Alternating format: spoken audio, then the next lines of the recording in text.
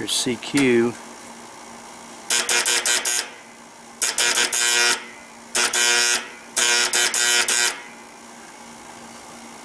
That's what I'm trying to do here.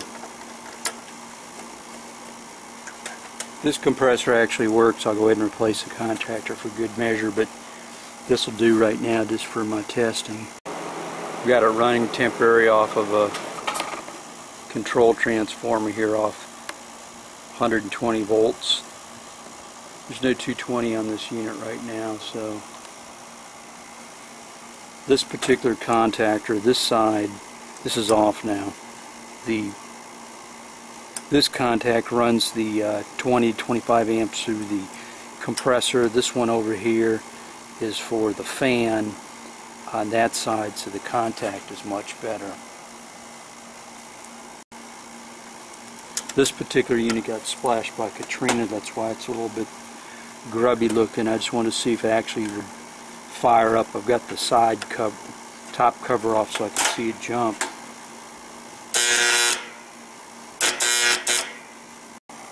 Okay, I'm going to zoom in some more.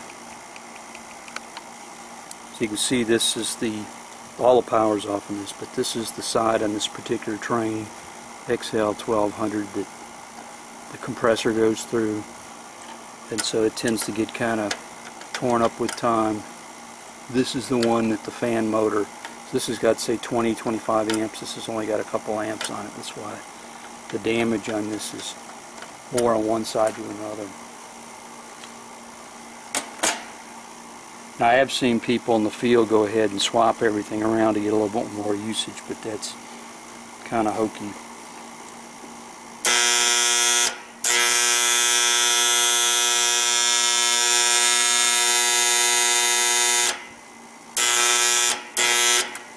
This guy also looks a little bit different color. That might be just from heat.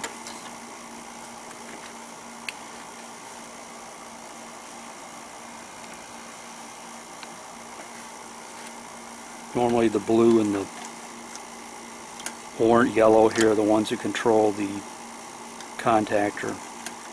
Very common. Go ahead and got the power turned off. I'm going to go ahead and undo this. This particular control transformer you can use